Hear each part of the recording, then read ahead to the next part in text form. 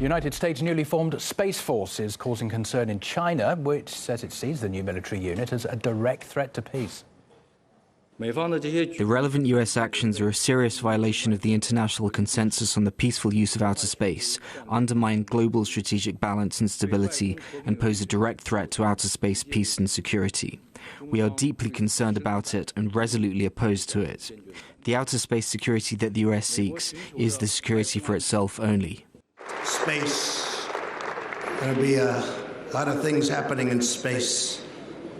Because space is the world's newest warfighting domain. The Space Force will help us deter aggression and control the ultimate high ground. Well, the Space Force is the first new military service in the United States in 7 decades. It'll be made up of about 16,000 Air Force and civilian personnel. Initial funding is expected to be around $40 million, but that figure is expected to grow to several billion in the future. Its mission is to protect US assets, such as satellites used for communication and surveillance. But Sarah Flounders from the Anti-War International Action Center says it's more about Washington weaponizing space.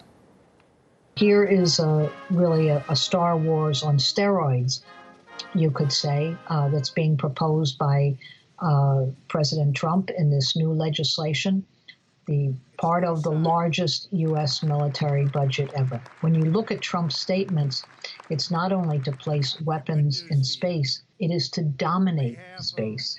This is a direct threat, and it's a very dangerous act. There is an escalation, a deliberate, intentional escalation of threats against China. A new enemy is created, a new threat. You could compare the militarization of space to the 800 U.S. bases around the world. No other country has such a thing.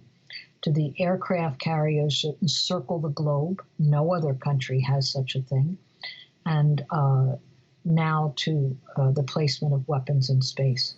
Funding for the Space Force was confirmed on Friday when President Trump signed off the $738 billion annual U.S. military budget. Today's Watching the Hawks on RT follows the money trail. More than the next 7 countries combined. That includes China, Russia, North Korea, all of them. That's an insane amount of defense spending when you really think about it in that global scale.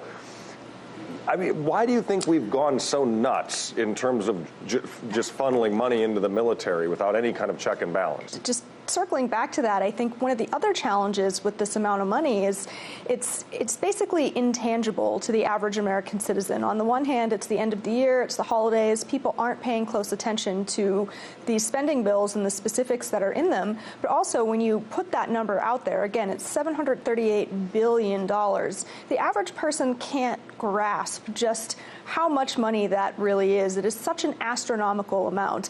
And I think if we perhaps had some more conversations about just how much money that really is and get people to understand more, then maybe they would demand more accountability of our members of Congress and the Department of Defense in terms of how we allocate that money and how it's spent.